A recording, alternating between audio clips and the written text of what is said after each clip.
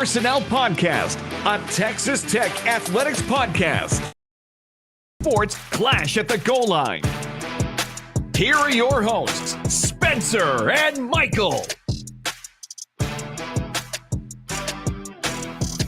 All right, what is up, everybody? Welcome back to another episode of the 23 Personnel Podcast. I'm your host, Spencer, joined by Michael. Michael, what's up, man?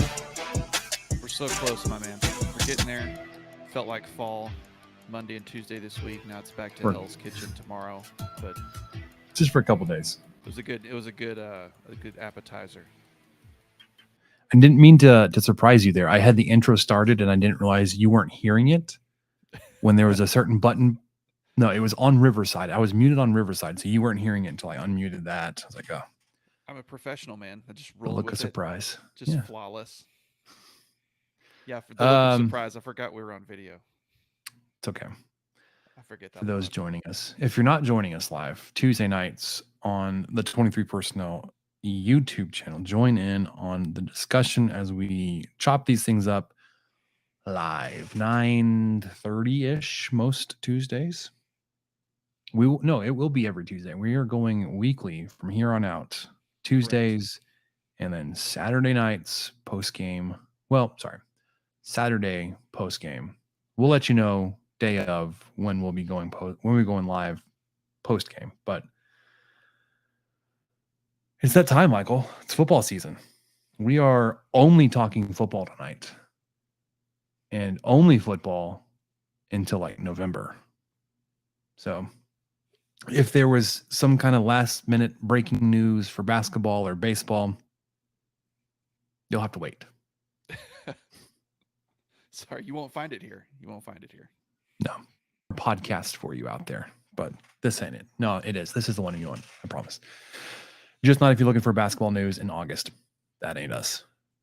But AP poll realignment, because of course, Michael, we recorded and then 2 days later, the Big 12 expanded by adding 3 more teams. So when we released our Colorado expansion episode, it was already a week behind adding Arizona State, and Utah.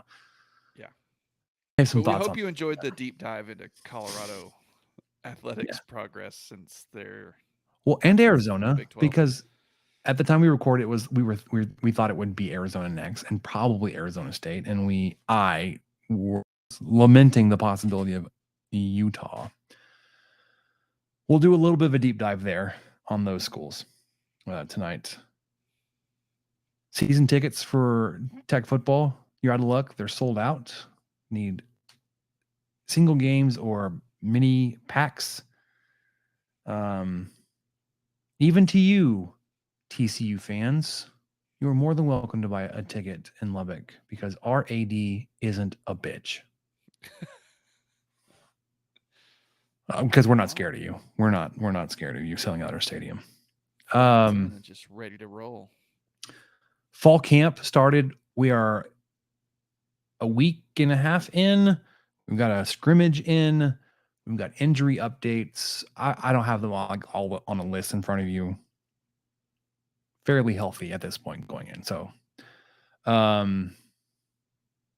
want to talk about returning production and how old this group is. We kind of mentioned it last time. I've got numbers for you this time.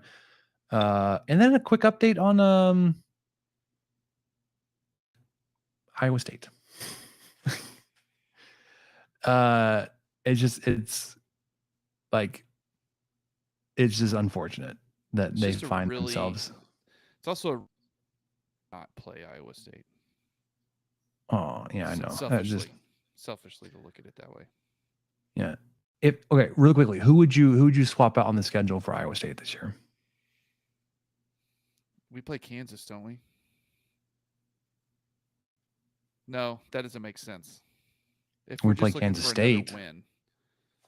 Yeah, I know we play K-State. I'd almost swap out K-State.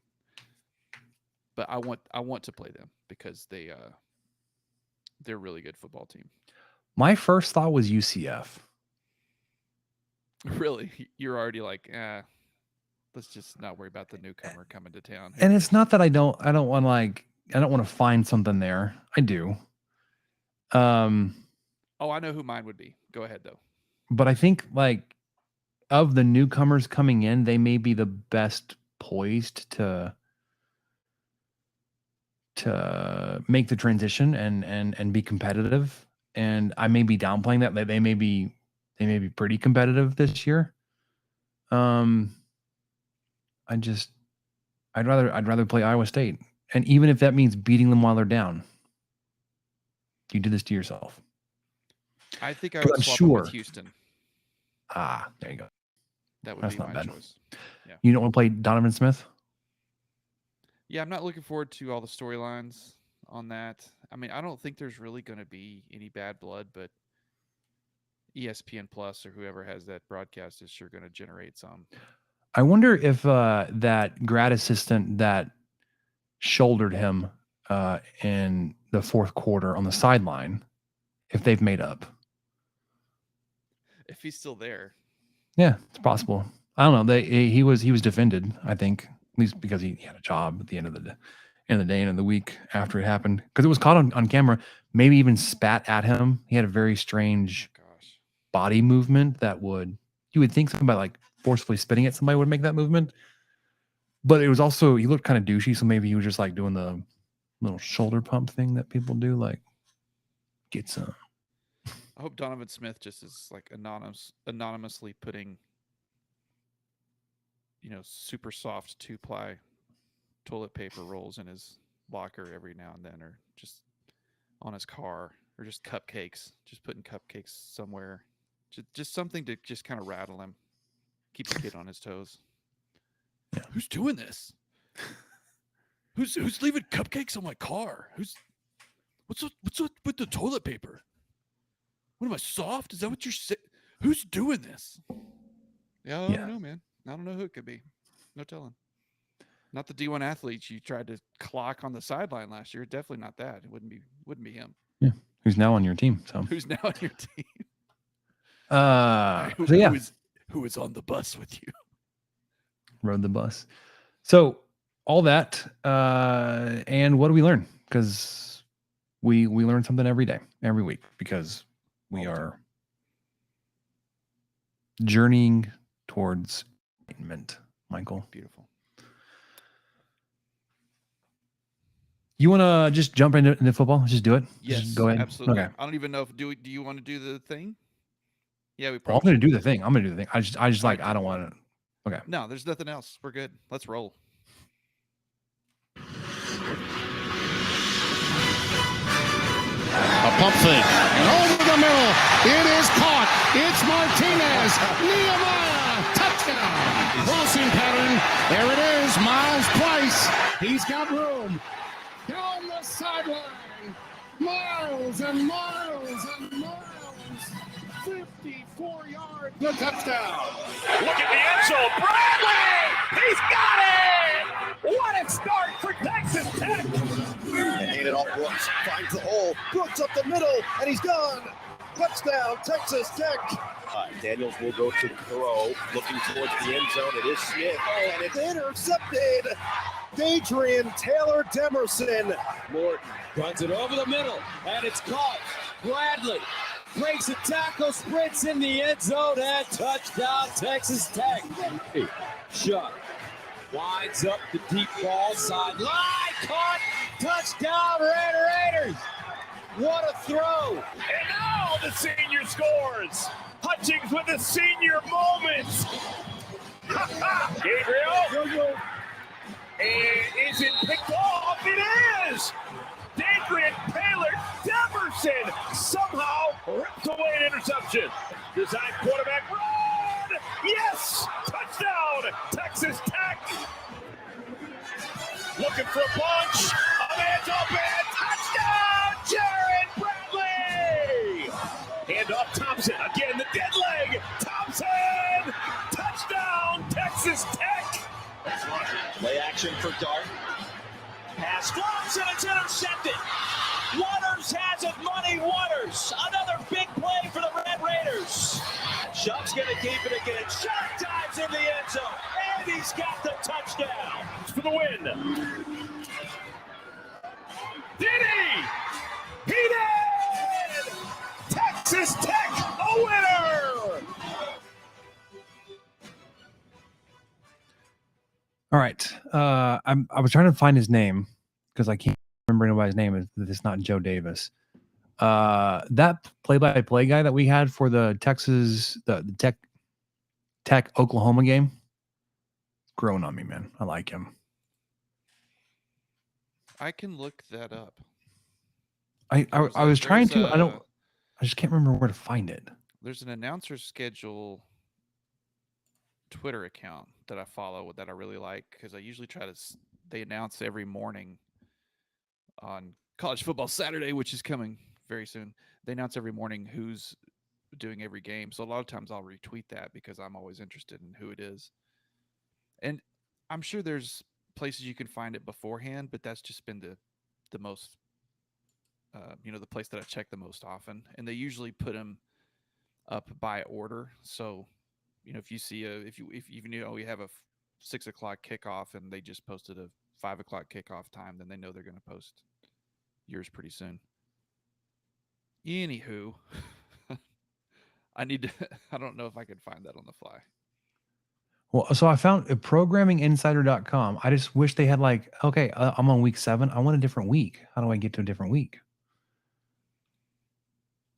You just tell it. You say, I know, but hey Google, let's put it on week 7.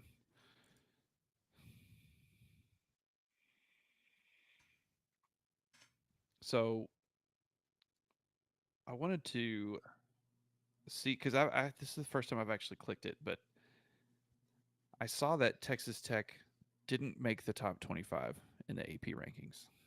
Okay, so let's start with Which is shocking. It's just AP poll. shocking.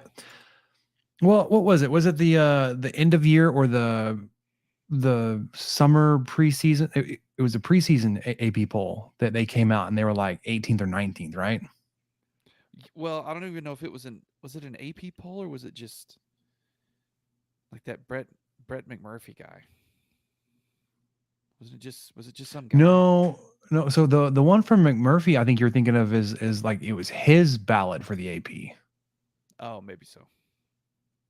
Okay. Because I know like last week everybody and their mom released their ballots, and I was like, hey, should we release ours? Then it was kind of a joke because, well, it wasn't really a joke. If we're gonna do that, I need to know beforehand because when I hit submit, I don't get a copy of it. Oh, so you got a screenshot. Eric Collins and Devin Gardner. I like Eric Collins. Okay, all right. Well, maybe Eric's gonna get moved up the pecking order. He'll get that 23P bump. He's on Fox Sports, FS1. Ah. So I don't want to be on FS1. No, but maybe he'll be on Big Fox. Maybe we'll make a Big Nooner. Well, but see, Big Fox should be Joe Davis. Oh, that's a different. You're right. You're totally right. And that's my man. Well, no, hold on. Big Fox is Gus. Yes. The Big Nooner would be Gus. But I think the next Big Fox game, I don't know if that's the afternoon or the night game, is Joe Davis. And he's my fave. He's my number one. I want to know. Okay, so AP poll. Texas Tech, not the top 25, essentially 26th. They were first and others receiving votes. Any surprises besides Texas being at 11 for always underperforming? I mean, Tulane clocking in at 24. That's pretty great. I mean, they had an excellent year last year. I'm not saying they shouldn't be 24, but I'm surprised that they are because AP voters typically have a short memory. Do you have a problem? Just go back to brands. So yeah, Tulane 24 is probably my surprise. Not that they don't deserve it, but that they actually got the votes. Do you have any problems with teams being ahead of Tech that Tech defeated, especially into the year, like Oklahoma and Ole Miss being 2022? Well, Ole Miss didn't want to be there, Spencer. It's documented. SEC teams that lose bowl games didn't want to be there. So that I think that's. Does that come for Oklahoma as well? I think you have to sign a waiver. Well, Oklahoma did they get that bump already? They get a mulligan for that. I don't know if you know this, but Oklahoma is OU. They're Oklahoma. Oh, so right. They get the paperclip. Yeah, they're there. So that's just how that works. I do really appreciate that Kansas State is one spot above TCU. I think that might be my favorite little bit of drama on this entire thing. Kansas State clocking in at 16, TCU at 17. Because there's been so much Twitter drama back and forth between the two purple teams. Oh, well, but we beat you in the regular season. Well, but we won the most big. Yeah, but you just won the championship. Yeah, but we won the championship. It's like, okay, guys, come on. Let's. Also, how entertaining is it to see a team that participated in the national title game come into the next season 17th? I'm kind That of says a surprised lot they're to- ranked because that national title game was just Well, they just so they got that was hammered in the rated game. R. That was like NC-17 on my TV. Like it just got past the point of enjoyable, or even for me. Even I mean, Was this like Oppenheimer level uncomfortable? Like, I don't know if my kid should be watching this. you know, I've never seen this movie, but I would assume it approached Passion of the Christ levels of uncomfortable, because I've heard that gets really intense and almost needlessly so. Not needlessly. I'm sure it makes a point. I saw it when it came out in the theaters. Was it a lot? I was like in 7th grade. Oh, Like it was intense. Yes, it was a lot. has anyone seen Bone Tomahawk? Never even heard of that I one. talked about that recently on the Discord, which y'all can join, by the way. Go to the Gambling Gauchos Twitter.com, join their Patreon, and you can be in the Discord and you can hear me talk about Bone Tomahawk. But anyway, not hear me. I don't talk on there. But See you, read you. I don't even want to tell you. I'll say this: it's a really cool Western with Kurt Russell and Matthew Fox, who was on Lost, and there's a couple other actors I'm completely blanking on right now, but they're people you'd recognize and know. Probably 2014-ish, something like that. 2015. Look at you. Ah, there we go. And it's based on I think some people are being abducted by some of the Native American population in the area. And then there's kind of a supernatural cult thing going on with the Patrick people doing Wilson. the abducting. Oh yeah, Patrick Wilson. It's like, man, I knew there was another guy in there that I'd recognize. So anyway, there's a scene at the very end that is a ritualistic thing that the people who are doing the abducting perform on someone, and it is brutal and intense. So basically a lot like the third and fourth quarter of Georgia TCU.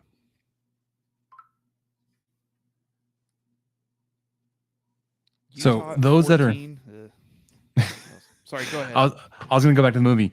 Those that are familiar with I'm blanking on those horror movies that Rob Zombie directed.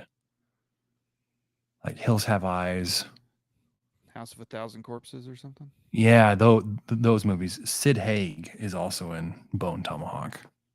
Ah, He was the clown character in those movies. Get out of my head with that. I want nothing. Oh, hold on. I'm gonna share a picture then. Let me go ahead and creak my chair a whole bunch. Sid Haig. What was the Captain Spaulding? That's his character name. It's You're gonna almost love spooky this. season. No, oh man, it's almost spooky season, so the creaky chair just kind of fits. Devil's Rejects, House of 1,000 Corpses, 3 from Hell. That means it's almost Oktoberfest season too, which is my favorite seasonal beer. All right, here we go. Which Share. means they probably have it in stores already, and it's going to be sold out before September, which is annoying. Here you go. Oh boy, real time. Oh my god. Yeah. Okay. So there you go. It's pretty intense. In circus tents. Speaking of tents, really quickly, we camped out in our backyard last night because of the weather, and we have this bucket list of activities we want to do this summer. Go camping was the last one we had. We kept trying to find like a good weekend to go do it, and just kept getting hotter and hotter and hotter. Like, we may have missed it. And then we got this perfect, almost last night of the summer. It was fantastic. It was great. I bought this new 10-person cabin tent, which was ginormous, and we loved it. Anyways. Not to get too ahead, but the grass looked excellent. I saw the Facebook photos. Thanks. Really good looking yard. Are you surprised? Let's be honest. No, I'm just throwing it out there. The man practices what he preaches. It's visible. It's visible from space, the green of that yard. This is the grass that will not stay green while everybody else isn't going brown. I was able to accomplish that because I had fescue and everybody else had Bermuda. I've got Bermuda now. But that was a pretty just, I loved it. Little flex. I had the satellite picture of the neighborhood. I had the green yard. Yeah. Okay. Yeah. I have just slight outrage factor in that Ole Miss and Oklahoma are ahead of us. We kind of already talked about it.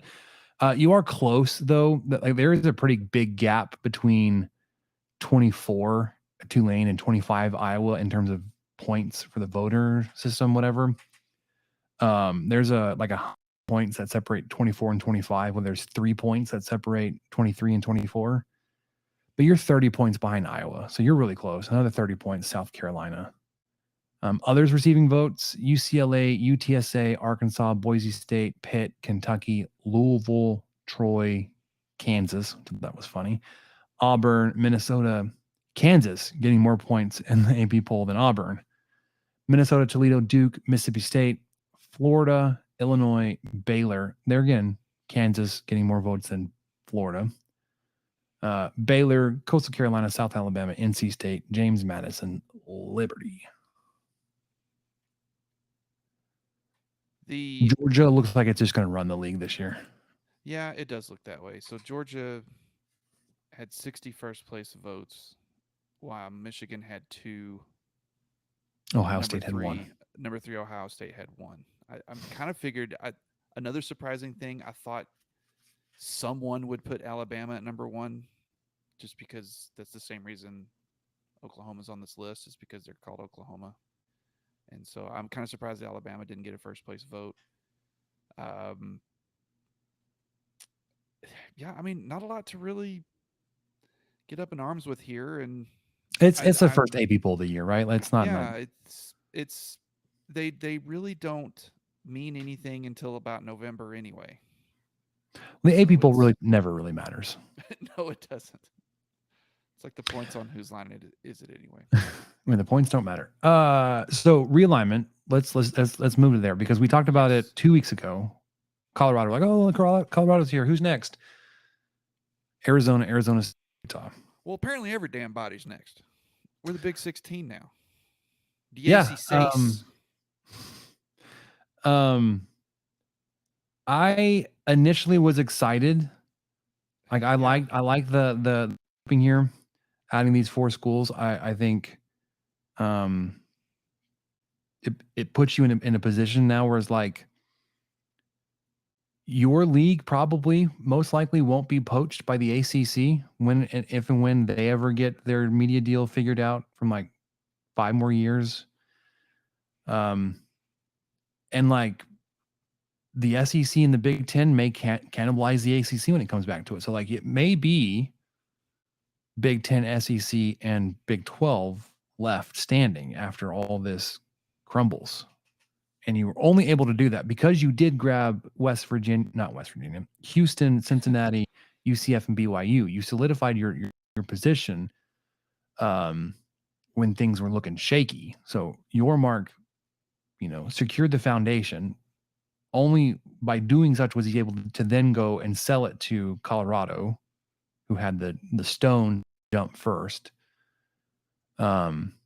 Arizona State, man, get your S together, dude. Like, we just saved you from nothing, and they're still complaining about at least their administration is complaining about travel, and we're never going to Morgantown. Like that's beneath us. Like, you know what's beneath us? Beneath you? Falling off into the Pacific Ocean and playing in the West Coast Conference against Rhine. Yeah, Yeah, go win that yeah. league and thump your chest about Go play the Waves. how great you are. The Gauchos of UC Santa Barbara will put together a intramural football team to play you. You can go play them. We saved you from that hellhole. You're welcome. Also, you suck right now. You're not gonna come in and like dictate anything. You are getting a full share, which you're welcome. I don't know. It's fine. Whatever. We probably needed to do that to sell it. I was hesitant about adding Utah because of how their fans reacted. Apparently, behind closed doors, Utah was up there in terms of like motivation and the workings behind the scenes to join the Big 12. They had their applications, all the stuff they needed in place, ready to go. Maybe even ahead of Arizona, who we thought was next after Colorado. So Utah at least gets points for being enthusiastic and ready to go and seeing the sinking ship that was the Pac-12 and ready to jump out. Arizona State, now I couldn't care less. You're welcome, but you could just shrivel up and die for all I care. I feel like all of this realignment just makes me more and more cynical as the crazier it gets, and the more towards 3 or 4 super conferences we head. Playing a team in your conference once every or twice every 6 years or whatever it's going to be. Yeah, it's going to be weird that way. I don't like. There's a lot of it I don't like. I kind of was reveling in the fact when we last recorded how the Pac-12 was, particularly the people who write about them, were getting some comeuppance on how wrong they were and how completely out of touch they were, and maybe how out of touch the administration they were talking to were, or quote unquote talking to. So I enjoyed that, but man, I feel like that was a really good piece of cheesecake. And then someone made me eat like 9 other pieces of cheesecake after that with all this other realignment. I'm like, I'm done. I just can't do anymore. I can't handle anymore. I enjoyed it for the time it started, and then it just became overwhelming, and my system's kicking it back. So I'm almost going back on it. This just feels, having Colorado come back was interesting, because then I thought, okay, well, there will be one other team land, and that'll be that. All right, Colorado makes sense, but then it just turned into the 4 corner schools, and the Pac-12 is just basically dying on the vine, with Washington and Oregon headed over to the Big Ten on top of all of that, which we hadn't mentioned yet either. So then it just became like, I don't like this anymore. This is really,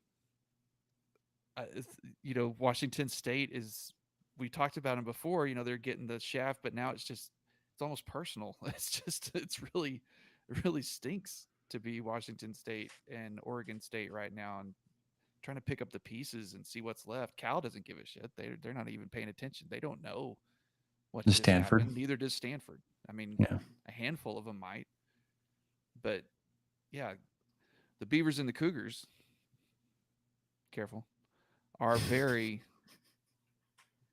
connected to, how the Pac-4 is going to continue. I was going to say, connected to what, Michael? So let me ask you. Imagination's sore there, and shame on y'all. Shame on anybody for you left that there on purpose. You let that. It was a pregnant pause. We'll look at those schools individually really quickly here in a second. I think I know where you land on this based on the statements you just made. What do you feel about the comments being made about the Big 12 killing the Pac-12?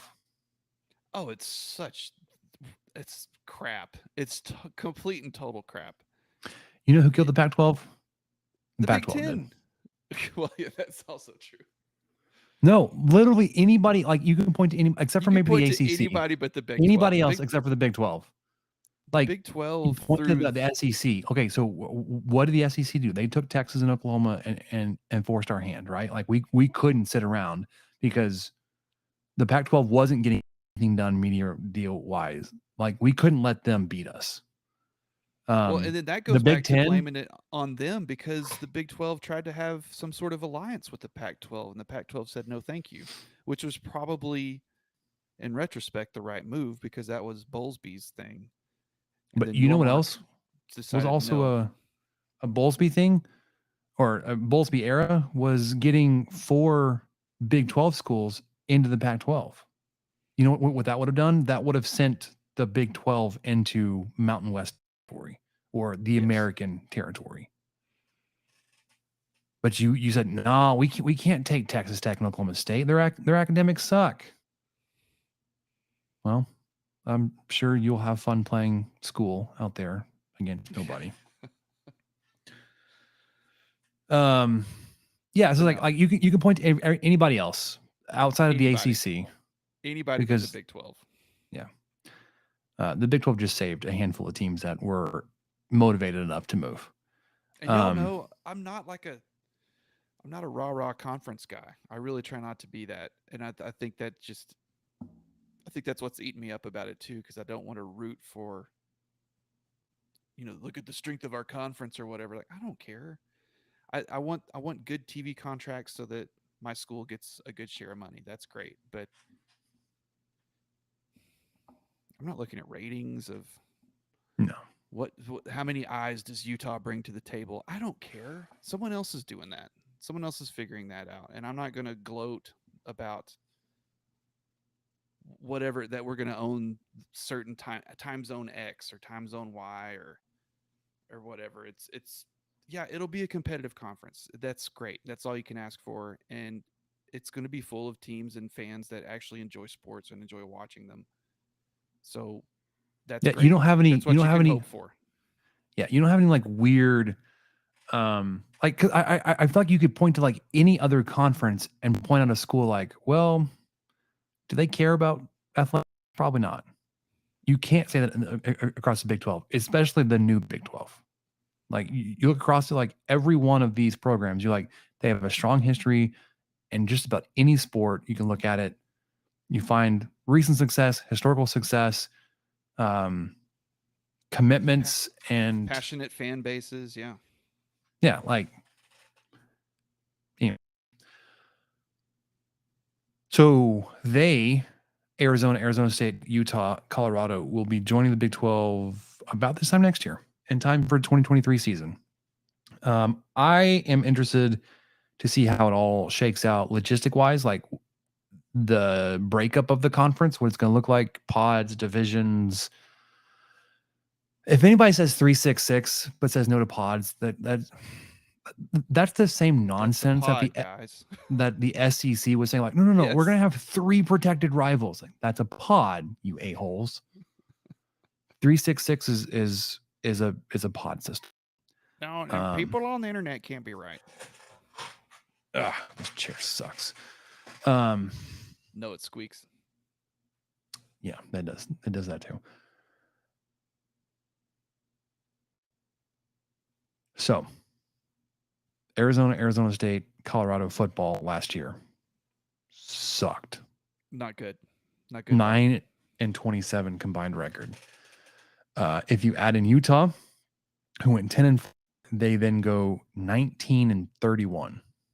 So those keeping score at home, Utah won more games Than the other than 3 Colorado, combined. Arizona, and Arizona State did combined. That's where you're, that's when you start talking revenue and eyeballs and all that kind of stuff, because you can't say, well, we're bringing storied Arizona State University football here, and hey, I'm at Texas Tech. I know that we've had a very rough decade. We talked about it all the time for 6 years on this podcast. So we're very aware. We've covered the majority of that decade. But I mean, by the that's way. yeah. So that's why tooting your horn on your conference strength is kind of, hey, it's not necessarily like we're these teams are constantly in the hunt for a college playoff or something, that's fine. They're going to be competitive teams. They're going to be fan bases who enjoy going to games, watching games, seeing new teams come through. I mean, I'd imagine Boulder's going to be pretty packed when Texas Tech comes to town, when TCU comes to town. Well, actually, They were there been. last year. Yeah, never mind. I was like, I don't remember exactly how packed But that it'll was. be But, better. It'll be Prime better as a next whole- time. Yeah. Yes, yeah, it'll be more interesting when it's a conference rival. When UCF goes to Colorado, that'll be just kind of fun. That's just a good color scheme. Which team on is black and which? gold. Yeah. Be beautiful. But anyway, yeah, the football prowess, not great right now. That's all subject to change. Perhaps being in the Big 12, getting a foot back into Texas can help change that. Only up from here, really, for 3 of those 4 schools. And as we mentioned earlier, Utah's already ranked 14 or 15 in the preseason AP, for what that's worth. So pretty good team there. I went a little bit further and looked at, not everybody has baseball. We mentioned that last week. Colorado doesn't, so I didn't even look up baseball. But women's basketball. But without them, that does bring the conference back to an even number of baseball schools. That's true. So 'Cause 14 Iowa State baseball doesn't have- schools. yeah. Correct.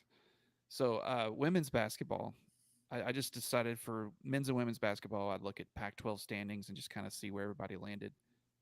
Utah was first place last year in the Pac-12. Props. Finished at the top, 27-5, 15-3 in conference. Women's basketball team in Colorado, 25-9, 13-5 in conference. We talked about them last week. They're number 3 Yeah, they were third in the Mhm. conference. 5th in the conference, Arizona, 22-10, 11-7. About like Tech did last year, roughly. Oh, actually, I'm thinking men's. Sorry, guys. And then, yikes, Arizona State women's basketball, 1-17 in conference play. So, We've been there. We've done that. yeah, some, a way to go up there. But 3 really solid programs in the top half of the conference already heading this way. Probably really excited to play some basketball. Men's basketball, some other really good teams as well. Almost like it's a complete shuffle. Arizona was number 2 team in the Pac-12 last year, 28-7, 14-6 in conference. Arizona State was number 5, 23-13, 11-9 in conference. Utah number 7, 17-15, and even 10-10 in conference. And Colorado number 8, 18-17, and 8-12 in conference. So I would say that the women's basketball, even though Arizona State was last, those 3 teams in the top half is really going to could cause some trouble in the Big 12 world. Men's basketball, Arizona and Arizona State, they have a lot, especially Arizona, have a really storied program and a lot of longevity there and success. So that's going to be exciting too. That I think that's something that if I stop thinking about just football and start looking at basketball, I do think I get more excited. I don't know what it is, but there's just something about adding these other teams and these other sports. And you know that you might get to play them multiple times. You might get to go home and away, depending on how they work the schedules out. That's exciting too. So it makes me feel less icky about it all, because there's a lot more than just football, folks. So I haven't looked into the soccer programs.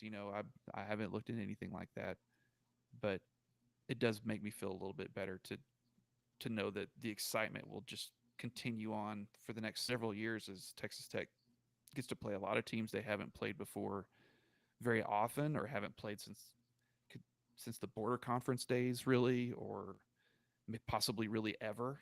I'm not sure how many Texas Tech Utah matchups there have been in the histories of these schools. I'm sure it's a very small number. So there is stuff to look forward to. I'm not trying to just completely ruin anyone's high or someone who's really excited about all Sounds that like it. conference activity. I'm not trying to. I know I am. I realize I am. And so I'm trying to back off a little bit and let people have their fun. enjoy some new teams. So speaking of Arizona basketball, I went with our friend Ken Palm. They were 11th to finish the season. They were a 2 seed. Around them, Kansas was 9th and a 1 seed. Marquette was a 10, 2 seed. West Virginia 19, Baylor was 16, Kansas State 21. So like they're going to step in and be like they're going to add the top half of the conference immediately. Yes. TCU was 25. Let's see. Where did Arizona State land? They had to be a little bit higher. Arizona State was 55. UCF is Really? 56. Texas Tech was 63. So Colorado 70. Utah 75. BYU 77. So there you go. Mentioned at the top of the show, season tickets are sold out this year for football in Lubbock. Congrats. Super exciting coming into the season. I will mention basketball. I don't know. We said we wouldn't talk about any other sport, but the basketball season tickets also sold out this week. So there's excitement going for the men's team. Man, I completely missed that. All right, fall camp underway. Already have a scrimmage in. Before we get to returning production and age, let's talk about fall camp updates. You want to do injuries first, or just like first look, or like some of the comments we've heard from availabilities, and we want to do? Yeah, I mean, kind of just the comments. Mainly, what all I can bring to the table is what I've been able to watch of the Texas Tech videos. It's not like I've been at practice analyzing players or anything, but You haven't? and even if I was, I would be really bad at it. But I a couple of things I've just really enjoyed, which are basically not analytical things, but that's me. I like the 806 caps that they wore on day one. I thought that was a really nice touch. Enjoyed Was that on? No, because they didn't start on Sunday. They started. They started Friday, I believe. Thursday Yeah. or Friday. So 806 would have been a couple days later. Yeah, it Joe wasn't on McGuire's 806. birthday is 806, like he Yes. was meant to be, It built in a absolutely- lab. Yes. One of the things I took away from a lot of the interviews I kind of skimmed through and read or listened to, and I know I'm getting sucked in, Spencer. So just here we go. Just take it for what it is. I'm getting pulled into this season. My expectations are growing because of the videos I'm seeing, because of the things I'm hearing. And, you know, the coaches just continue to mention that one of the biggest improvements on the team is in the strength and speed of the team. Some of it's new players coming in that have Mhm. gotten faster, or, you know, gotten the team faster, or players who were there last year who have just gotten faster themselves. They're just getting stronger. They're getting bigger. I mean, everything is going up, and I'm sure 90% of the other coaches in the country are saying the same thing. But these are my guys in Lubbock, Texas, and in the background is the Jones AT&T Stadium crane. And I'm like, yeah, okay, they mean it. So I mean, I've really been kind of getting pulled into that. I watched the first episode of The Brand, which focused a lot on Tyler Shuck. Completely bought in on him. I made a bet for a friend in Vegas for him to win the Heisman. No, did I do that? You know, I don't think he had. I think that was someone else that actually made that bet. And now I'm like, yeah, that's probably a pretty good bet. Pretty good chance. It's like 300 to 1 or something. I forgot what it was. But one of the things that stuck out with me the most was Joe McGuire saying just to his team at the end of practice, and this isn't a direct quote, but it's pretty darn close, but he said, "No team in the country can tackle us for 4 quarters." And I really enjoyed that concept, the thought of an offense having that kind of swagger going in from their head coach, and who just knows that they're going to wear them down. Like he said last year, was it against Texas? It's like I told you they were going to break, and they did. Mm-hmm. And that's kind of a different way of saying the same thing. It's motivating, and it's effective. Yeah. I had something to add there, and I can't remember what I was going to say. Never mind. I really want to see it too deep, though. Yeah, I would like an official, like, hey, this is who we're rolling with, and I get some of that's changed by injuries and when people are returning. Probably players are still fighting for spots too. I'm sure there's some of them that are. That's true. It's only neck been and neck. one scrimmage. Yeah. We're still. I'm just saying it because I mean, it's the 15th Just wanna of put it out August when there. we record this. Yeah, I know that they're not going to put one out tomorrow or something, but man, I would like one. Don't know. Oh, that's true. They could be like Michael, here is too deep. It's just for you. I don't even Sorry. know I didn't know you had that button. I got all kinds of buttons, man. Like if I had some like some list of questions to ask, I would just be like, all right, let's start from the top. that one's a little Why would you difficult to hear. Why would you use that one? Because it's better than this one. Oh, that's the helium. That's the helium filter. The chipmunk anyways. filter. Well, I have a sensor in case we get really out of control. Oh, man, I need that actually. All right, Chest I'm house not. A few times. It's like I'm taking my kid to school, and Michael just dropped an S bomb. Like, I'm sorry. Sorry, everybody. Earmuffs. I'm better than Roy Kent. Way better than Roy. Ted Lasso reference? No good. Oh, I haven't seen Ted Lasso. But at least I know who that is, Kyle, who has absolutely no grasp on current, Taking shots. not current events, but entertainment and pop culture. pop culture. There it is. That's what the kids call it these days. They call it the pop culture. Pop. All right. So I mentioned injuries. We did hear that Nehemiah Martinez should be back fairly soon. He sustained a facial fracture, non-football related, but football related. It wasn't an injury during a practice. May miss the first game. Coy Eakin, outside receiver, maybe even competing for a starting spot out there.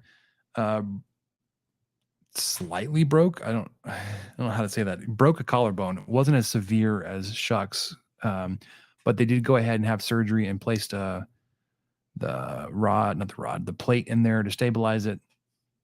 Back after missing a couple of games. But if he was really needing to be out there, as a starter, he'll be able to work back into that and then into the rotation, because outside it looks like it's going to be Bradley on one side, Jordan Brown, Coy Eakin, and JJ Sparkman will be your four outside guys.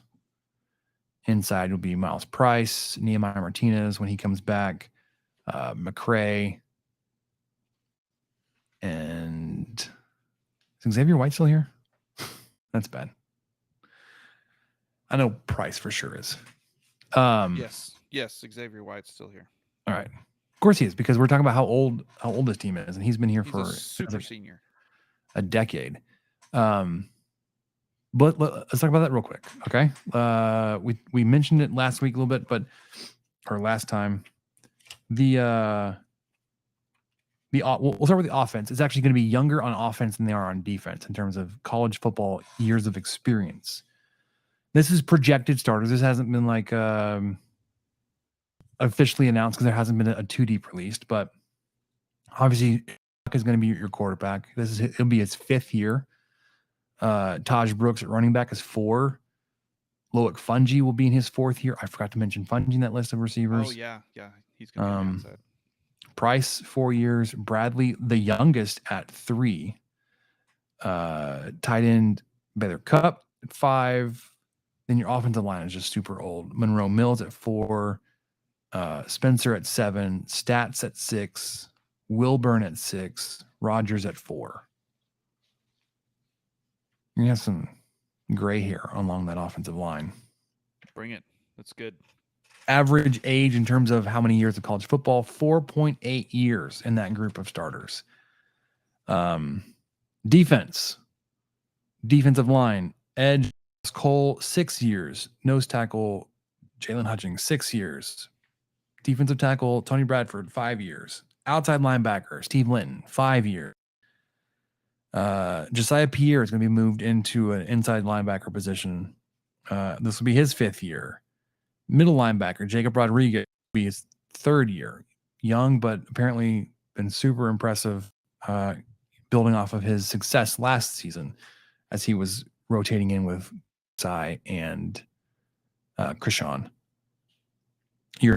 So one of your defensive backs, safety hybrids, the transfer from San Diego State, CJ Baskerville, 3 years. Your 2 starting cornerbacks are both super seniors going into their 6th year of college football, and Rashad Williams and Dunlap, and then safeties, Dadrian Taylor Demerson, or Rabbit, 5 years. Tyler Owens, Texas transfer, 5 years. The age of those guys across the board, it's 5 years. So I hate to look ahead, but what that tells me though, Michael, is that next year we're going to be pretty young and inexperienced. So this year may be the time to strike, make some noise. Well, that's what they were talking about in the brand episode. Is just laid out Big 12 championship. That's the goal this year. That's the expectation. Yeah, I know that. I think they're going to be disappointed if they don't get that, or at least get really close to it. I think they're be competing for it. That's what McGuire said at Media Days. He said, "Hey, at the end of the season, stand up, have a round of applause. Now sit down. We didn't accomplish our goals, which was getting to the conference championship game, and they weren't close, but that's still a goal that they have, and they're working towards it. They're improving on the previous year when the team went 7-6. This past year they went 8-5. Returning production was a thing that I was looking into, and I was talking to Michael about this before we recorded. I was hoping to see a little bit of a stronger correlation between your returning production, number of players, and their impact on the team from last year, how much that's going to be back, translating into wins, and that just wasn't the case. What I did see, though, was there were certain thresholds of returning production that would then have a correlation to your S&P Plus performance. S&P Plus obviously is going to be a metric that will balance out how well your offense or defense performs against your opponent weighted across the different conferences and different teams. So if you put up 100 points against St. Mary's School of the Blind, it doesn't really count as much as if you put up 10 points against Florida State on the road type thing. As your returning production goes up, your impact on your S&P Plus goes up. Ultimately, S&P Plus should be a indicator of overall team performance, but that won't capture, or you won't see things like luck in there, or turnovers, or injuries, or Texas Tech flipping a switch and being able to push all the right buttons on 4th down. That's not accurately captured there. So returning production does have a positive impact on teams. And I wanted to tell you about Big 12 teams and the 2 non-conference Power 5, Group of 5 opponents on your schedule this year. So we're going to go through a bunch of teams, talk about returning production as a whole, not go into detail about offensive returning and defensive returning. Kansas leads this list, 85%. A lot of it's coming back on offense.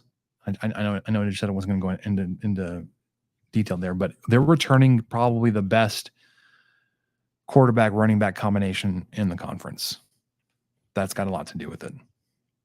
Wyoming next on this list, 83% returning. Now, granted, returning and their impact isn't mean that they're gonna finish the year in this order, right? Because like Kansas won 7 games last year, and this could lead to an improvement. That doesn't mean they're going to finish first. Texas 74% returning, good for 19th in the country. Big drop off here. Oregon would be 4th, 65% returning. Texas Tech right there at 64th with 64% returning. And this number doesn't represent like a percentage in terms of just players. Bill Connolly over at ESPN has a very specific formula how it works out. So like, for example, on offense, it is a balance of wide receiver and tight end receiving yards, quarterback passing yards, offensive line snaps, and running back rushing yards, all weighted a little bit differently based on their impact on the game. And that will give you your score of returning production percent. So you say, like, well, Spencer, like Texas Tech is returning a bunch of guys from last year. Yeah, they are. And it only says 64%. I know, because it's talking about impact on the games rather than bodies in the too deep. West Virginia 66th with 64%. Iowa State, big asterisk here. And we'll talk about that a little bit later. Iowa State may be returning very, very little from last year after their betting scandal, which we'll talk about in just a minute. BYU, they were up in the first or second place in terms of returning production a year or two ago. And this is where it actually broke my line of thinking here. They actually underperformed based on how much they brought back. That's also something that this doesn't capture. It's just quality of coaching. Not that I'm saying Sataki is a bad coach. That's exactly what you said. I don't know him, and I don't want to take shots at him. Okay. Not like Neil, Kneel Brown. There it is. Kansas State. So we talked about off air, but a team that's likely to regress based on just returning production alone. Kansas State here. They are 1, 2, 3, 4. Oh, hold on. 1, 2, 3, 4, 5, 6, 7th in the conference in terms of returning production on a team that won the conference. But they're returning a lot of key pieces, namely like running back. I know they're going to have to replace some offensive line, which I think is the biggest chunk. They don't have the star wide receiver. They've got Will Howard, which should kind of steady the offense a little bit in terms of returning production, but we'll see there. Oklahoma at 77 with 62%. Houston, Oklahoma State, Baylor, TCU, good for 118th in the country in terms of returning production. They are replacing just about everybody on offense. Cincinnati, I missed UCF. They are 51st. So they would be Kansas, Wyoming, Texas, UCF, then Oregon in terms of returning production. Again, another piece where I think they could step in as they are returning some big pieces on their team, continuing to add depth and age and experience. They could come in and compete. So yeah, I wanted to have some like big breakthrough here, and I don't know why I thought I was going to be the one to do it, but returning production plays a part, but not a direct connection.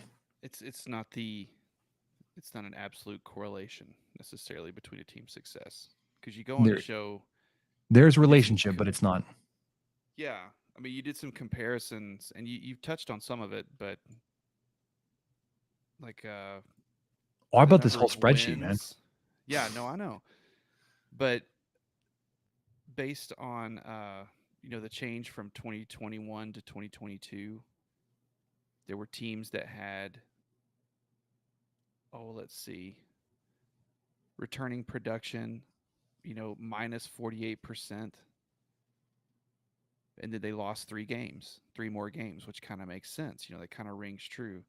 Then you'd have a team that had, let's see, like 18% of their returning production come back. And it was a team called Kansas, and they won 4 more games than they did the year before. So it just kind of, unfortunately didn't have a correlation that was as striking as you'd want, and some of it was just kind of up and down because, like you said, it doesn't account for coaching and a few other factors on top of that. So like another extreme here, exception. TCU returned 3% Yeah, more than they did the year before. But that correlated for them into 8 more wins. Whereas West Virginia returned 25% less, lost 4 more games. Oregon returned 23% less, stayed the same. 0 Yeah. difference. no change in wins. Baylor brought back 14% less, lost 6 more games. BYU brought back 57% more, lost 2 more games. Like there wasn't a more direct correlation there, even relationship, but it's related tangentially through production. But yeah, anyways, speaking of producing, Michael, Iowa State, man, they're feeling it. I hate to like pile on, because we heard about Hunter Deckers.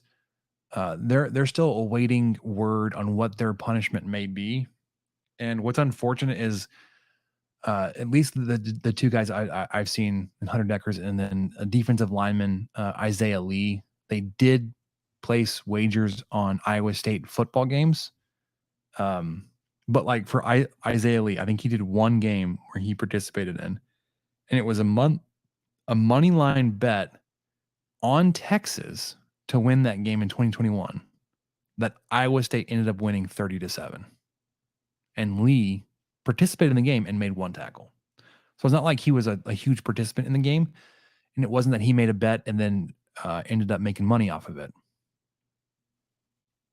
This article says Isaiah Lee is alleged to have made 115 bets for $885.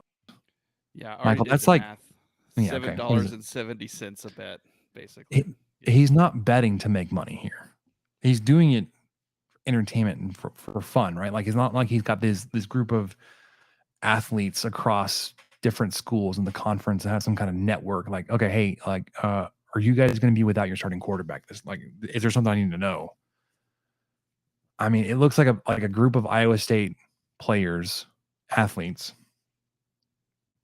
that got wrapped up in this for fun. But I don't know, like the punishment doesn't seem to fit what they did. Well, let me say the top end Potential of the punishment potential, Yeah. because they could get lifetime bans. They could like Yes. not even just like lose their eligibility for this year or be suspended. They could just never be able to play football again. I think that it would be extremely excessive for at least Deckers and Isaiah Lee. That, like, I think between the 2 of them, 1 bet was placed on a game that they participated in, and even then, he didn't financially benefit from that. So, like, you can't claim there was any kind of throwing, or like they wasn't trying to impact the game to make some money. But I mean, Iowa like you State could be said, without several key pieces on their offense or on their team this year, because whether or not they hear back on it, they're indefinitely suspended. Isaiah Lee actually left the team, so maybe we're close to knowing more what this is going to be about, or maybe Lee's punishment, because he did bet on a game he played in, would be more severe than Deckers. But I don't know. I look at this a couple of ways. Surely it was discussed. A lot of these guys they didn't bet under their name. So I think they knew that they probably shouldn't be doing what they were doing, but then they did it anyway. So there's part of you thinking, well, I mean, you got to stand up to that, and you've got to own up to it. But like you said, Spencer, I mean, I think Deckers, one of them over like 300 something bets, had $3,000 in the game. You know, they It was like $10 maybe. $10 bets. Yeah, I mean it was still a crazy amount of bets to me. I mean, I'm sure someone listening's Was gonna that go, the "Whoa, that's not crazy." the player from Iowa? Oh, maybe so. Maybe I'm getting them confused. But Either way, because I think Decker's was the same thing. Like he had a handful of bets, very low amount of money wagered. It's like nobody's doing this to make money or to. They're not doing it to make lots of money. right. I think the And biggest they're, thing, like you said, it's for entertainment purposes and probably for bragging rights just amongst their friends, because they were obviously all on these, you know, FanDuel or DraftKings or whatever, and they probably knew who each other were and were just trying to get higher in the pecking order or higher on the amount of correct bets just amongst themselves. But it could be like their version of like a fantasy league. yes, and it's really just hard to stomach when, and I guess it's not necessarily the NCAA so much that promotes this, but all of the channels that show the NCAA product are just flooded with BetMGM Sports, you know, Caesars, FanDuel, DraftKings. Those commercials are just everywhere. There's tickers with lines. There's lines all over the place. And this was the goal, right? This was the goal, was to get the kind of the passive guy into sports betting, the guy who's going to make $8 bets when he normally wouldn't, and you know, just give something for people to do and hopefully not be harmful. And that's kind of sounds like what a lot of these guys did, is they didn't, at least the money that they've tracked and have tracked down to them doesn't seem like it was a problem, or it was just like you said, for entertainment. So it's hard to swallow the world in which we live in, where just everything you look at has some sort of line, shows who's favored, shows, you know, there's a fantasy aspect to something, and fantasy is tied with money now. And even NCAA brackets, those are tied with money, and people enter 50 brackets and try to win a trip to Aruba or whatever. I don't know. But it is a rule. I'm sure these guys were told not to do this and they did it anyway, but almost how can you blame them? They've just been inundated with this nonchalant attitude towards betting, which I think is kind of how it should be looked at. I know it's like anything else. It can ruin some people's lives. It can ruin families. It can do a lot of things that other things we can legally go by can do. But it's the cat's out of the bag now. And it's, you can't expect to have it both ways. You can't expect the kids who enjoy playing this game, who are competitive kids, who want to show, look, I knew Bama was going to lose by 7, you idiot. I put $3 on them, or whatever, you know, to show the you know, their teammate that I knew it, man. I knew that was going to happen. That's part of the camaraderie. That's part of the competitive spirit of a lot of these athletes, D1, D2, D3, everybody. Doesn't matter the sport either. They're competitive people, competitive men and women. And so they want to win, and they would want to win at this too. And it's just, I don't think it's worth, I don't think it's worth a big lifetime ban, or anything like that. But I'm afraid that's what it's going to be. I think they may have to do that for a couple of these guys and then walk it back for the next group, which is really unfortunate. Yeah, I'm with you there on the hypocrisy of, like, we sell ad space to these organizations, but then, like, I would understand there being limits on not betting on yourself or your team, right? But even then, like, I have a hard time, like, it would be very difficult for a singular player on a team to impact a game that way.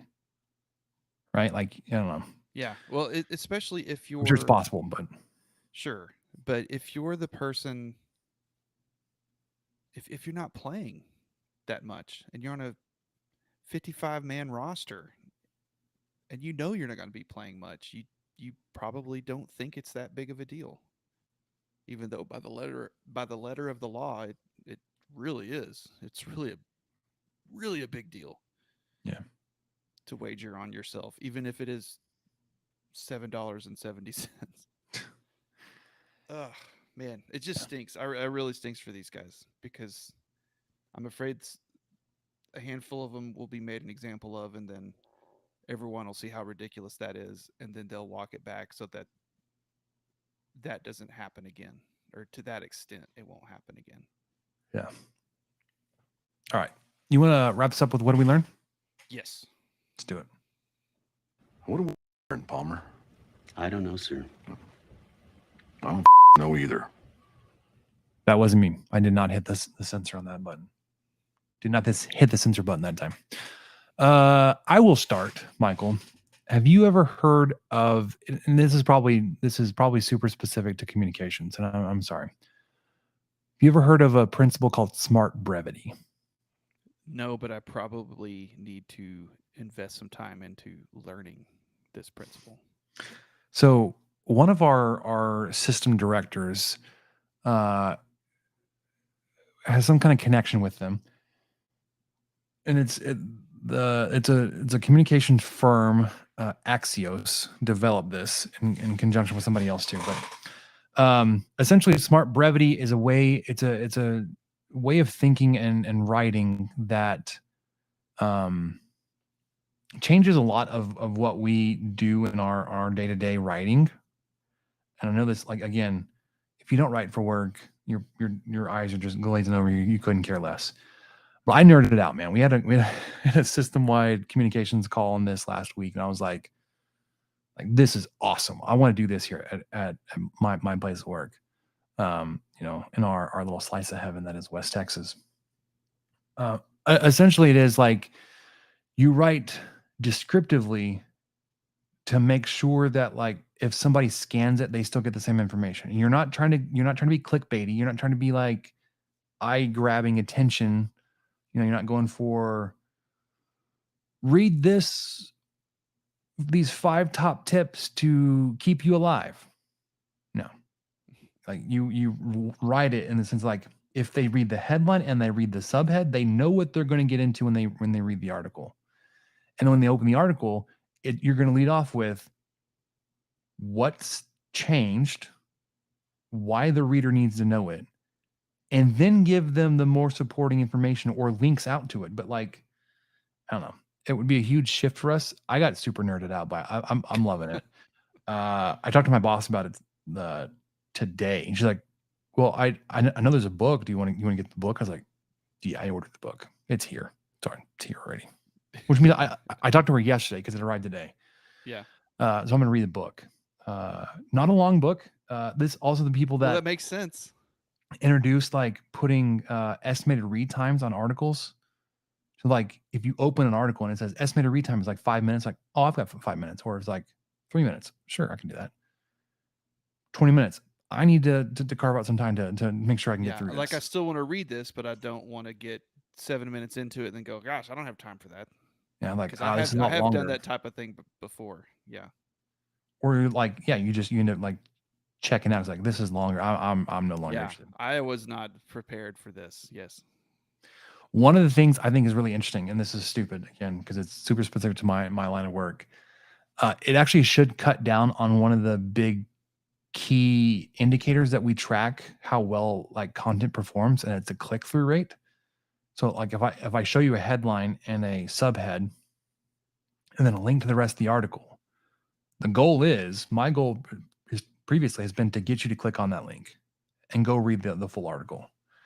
But smart brevity says if you're writing it correctly, they shouldn't really, like, very few people should be going to that link. Like, you should be putting enough information in it that they don't have to. It's like, well, we're going to have to figure out a new metric to track these things. How do you metric? Yeah. How do you go, well, why didn't you click the link? Well, because the blurb was perfect. Yeah. So that's one thing in my work life that I'm nerding out about past week. So well, what's one thing you learned? I've been pondering this question that my daughter, who's 6, she's headed into first grade tomorrow. School starts tomorrow, man, I know, but or today, depending on when you listen to this. yeah, depending on when you're Or listening. yesterday. So she was talking to my wife the other day and just randomly asked her, "Is there another me in the future right now?" And I thought, There's so many different layers of that question right now. is there? I don't know. Is my daughter going to be a philosopher someday? She couldn't tell you what day of the week it is right now, probably, but she asked that question. So it did make us. And what was funny was my wife, when she texted me that, she said, "If only she knew how often I've thought that myself." She's like, "How do I answer this?" I said, "I don't know." She was giving her a bath or something. She's like, I don't even know how to function. I don't know how to finish. What do we do now? What do we do the rest of the day? Do we just sit and think about this? Like, no, just Is this a Anyway. question that like a future physicist asks? Like, I know. Is there right now?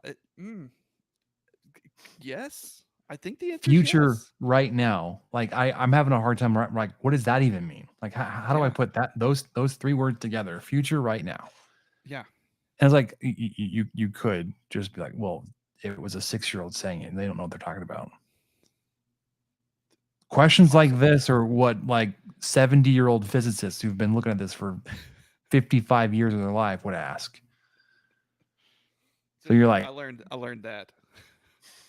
Kind of yeah. blew my Well, the mind. other thing I was going to talk about was school starts. So you have a first grader. I have a fourth grader. It's his birthday Godspeed. today on the 15th. Oh wow! Turned Yeah, that's right. His 9. birthday's right at the school's. That's right. Also, friend of the show, Dan. His birthday's today. He and my oldest son share a birthday. Happy birthday to Happy you, birthday, Dan. Dan. Yeah, school starts. Fourth grader. He will be at elementary school 1 more year, which is wild. It is wild. Ours is we did the open house thing, and We did that Monday. yep, and it went fine. I mean, it went as well as it could. My little one, she's probably like a lot of y'all's kids or a lot of people's kids, around anyone remotely different or not different, someone she doesn't interact with a lot. She just goes like stone quiet, shy around people. Mhm. But then, obviously when you're just one-on-one with her or you're in the car with her, she's talking your leg off. And of course she's always that way with us. But, Same. anytime. So we were taking her to her teacher and introducing her, and the whole time I was like, I promise my kid talks and she will interact, and it's just she's not doing it right now. I didn't say that to the teacher or anything. I was like, just in my head, I was thinking, this is fine. She's just taking it all in. But Yeah, we were. Go ahead. I was gonna say at our open house meet the teacher thing on Monday, we were having a manners discussion with Grayson because he was too cool to be with us. He's already getting into that. Oh, no. It was a mix of being like too cool to interact with his friends and people that were trying to talk to him, or just shy. But Samantha was like, "Hey, you need to match their energy. If they come to like, hey man, what's up?" Then you can be like, "Hey," because like everyone would come like, "Hey, Grayson, we'd love to see you." He's like, "Hey." They're like, no, you need to match their energy. Like if they come all excited, you need to return it, because if you don't, like you could inadvertently be offensive and telling them that like you don't care about that person, or they think you're rude or mean, all kinds of stuff. When really you just need to match them, man. And it'll even out. It just takes a second. You need to like calibrate there. But yeah, we're like, dude, and then he got really excited to see some of his friends that'll be in his class. We didn't know for so sure how many of his friends are going to be in his class, but I think fourth grade has 6 teachers at this school. Yeah. So they're a bunch. Obviously they're going to have the same like music and PE and art teacher. But the other thing we got there, we're like, oh, we're looking for Miss S, her name. Oh, she's in this room. And we looked over, like we turned around, like, well, we thought so, but that has a different name on the door. Oh, well, she got married. Well, then why didn't you update her name in the Oh. system? Yeah. Like how long does it take to update a person's name? Like, I don't know. Like the schedule has her maiden name on it. That's But- confusing. Everything like on the door and all of her stuff. Which I guess she's just excited to go by her new name, which great, do it. That's obviously whatever. But it's like, I'm confused. The paperwork says this name. Like, I feel like most weddings are planned pretty far out in advance. That Yeah. these adjustments could have been made beforehand. Also, he's gonna be riding the bus home, which is gonna open up a lot of time in our afternoons. But they're like, you should have a bus assignment by now. I was like, I haven't heard about it yet. School starts tomorrow. We'll see how this goes. Well, I learned 2 more quick food things. Absolutely. Bring us back to our roots.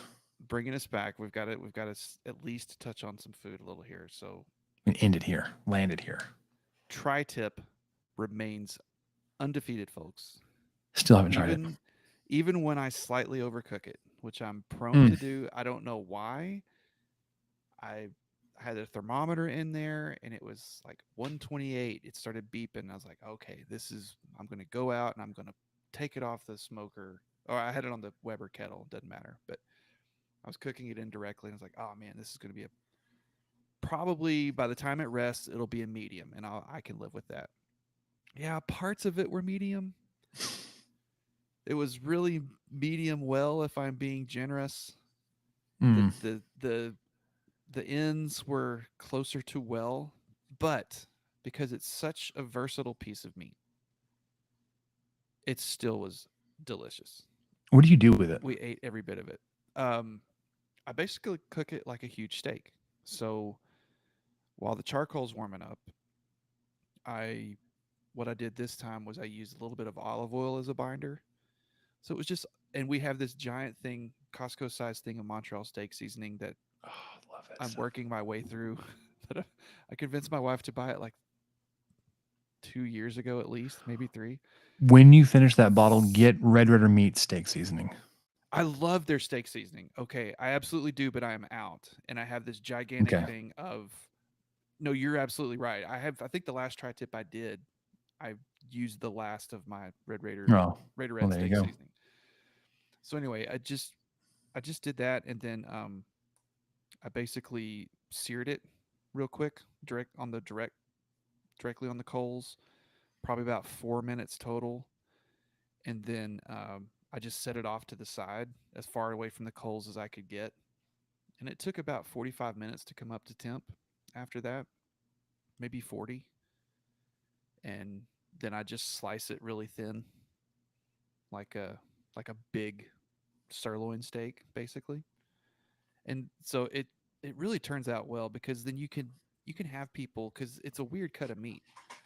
So my goal is to try to get the middle of the biggest cut to be a medium rare, because then I know that it will be cooked more on the edges. And so that if you have some people over there who aren't really into medium rare, there's going to be, whether you want it or not, a medium well part of this tri-tip somewhere, probably. So anyway, I'm still working on getting that down a little bit better. And then I also made some pulled pork, and it was just not very good. I usually I inject my pulled pork, and maybe Mhm. I took the lazy way out this time, and I was like, I just don't feel like injecting it.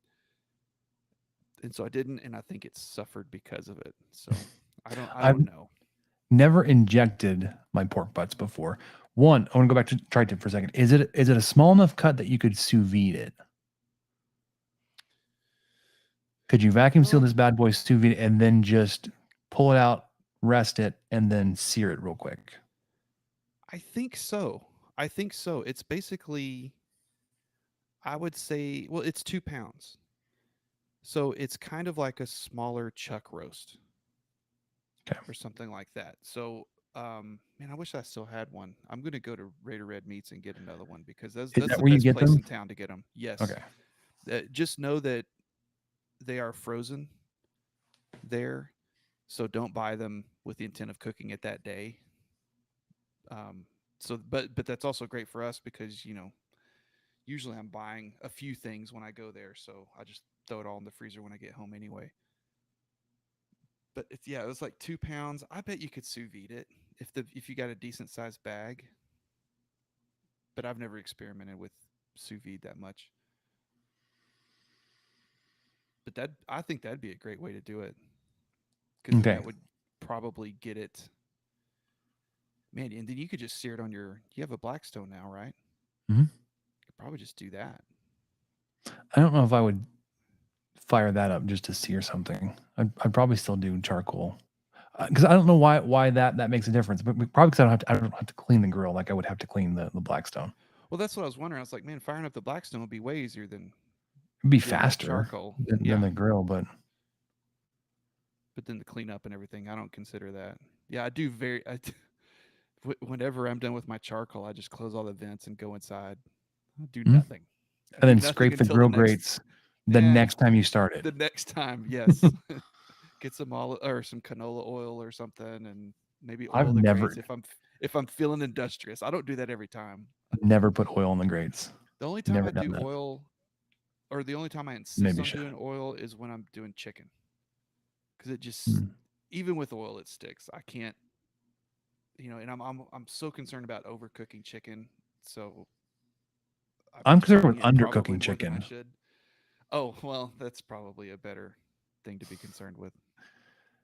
Okay, so you said you inject your pulled pork. What are you injecting with? It's like a mixture of table salt, water, Worcestershire sauce, and apple juice. Okay, And never done that. That sounds think there's a little fantastic bit- though.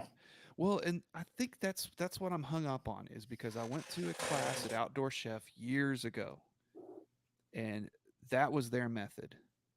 And so I do that, and then I use a seasoning that I love. That's a mustard-based seasoning on the outside, and then that's it. So I didn't inject it this time, but I came back from that class. I'd made my first pulled pork. I injected it. I did everything just like they said, and it was great. And I've done it I don't know how many times since then, and it was great. And then every now and then I'll kind of change it up or do something different. It's not very good, and I'm like, man. And then I just keep thinking, there's got to be. I know not everybody injects this, and so I don't. I know, and I know I'm in the minority of people who mess with that. But it does give it a lot of. What's great is when you do wrap in foil or something, which I usually do. Then when it comes time to pull it and stuff, all those juices you've injected, a lot of them are still in there, and so you almost have your own little sauce. So you don't really need to like sauce it or anything when you put it after you've pulled it. All those juices is just there, and you just pour the juices back over the pork, and you kind of have your own little sauce to keep it from drying out a little bit while you're waiting for people to come over or whatever. So when we started our little our diet change, we have been shopping the meat sales at the grocery stores. We ended up Sunday with morning. we ended up Morning's with the time to go. 3 pork butts somehow. Ooh. Two of them are still in the freezer. And I was telling Samantha the other day, I was like we were talking about like, well, what should we have for dinner this week? I was like, you know what sounds really good? Some pulled pork sandwiches. A little bit of sauce, but some pickles. Give me on one of those. I may need you to send me the ratios here on these ingredients so I can try an yeah. injection. I can do that. Especially with the Worcestershire, Yes, it's not the much. Lee and Perrin. Yeah, That's the good it's stuff. It's not a much to Worcestershire, but they Worcestershire. also, the way the class was, which is great. It was they encouraged you to experiment with different juices if you wanted to do something different. But I've just always done apple because that's usually I'll have some around usually. But they said pineapple's good. I was thinking pineapple. Mm-hmm. Yeah, and I forgot what one of the other ones was. Maybe you could even do mango or something like that, but I don't know about that. Okay. Anywho, I can hook you up. I can hook you up with that one. Okay. If you want to try a little something. I do. Something different. All right. That'll do it for us, the 23 Personnel Podcast. We are inching closer to the kickoff of the 2023 football season. Getting you geared up, ready to go for game 1 in Laramie at Wyoming, the Cowboys. Stick around. We will have our previews and predictions for the rest of the Big 12 Texas Tech next week. For Michael, I'm Spencer. We'll catch you guys next time. Thank you for listening to the 23 Personnel Podcast. Help us out by subscribing, rating the show, and leaving a review. Follow us on Twitter at 23 Personnel, Spencer at PuntSuck, and Michael at Michael_LBK. Be sure to catch the episode. And until then, guns up and let the tortillas fly.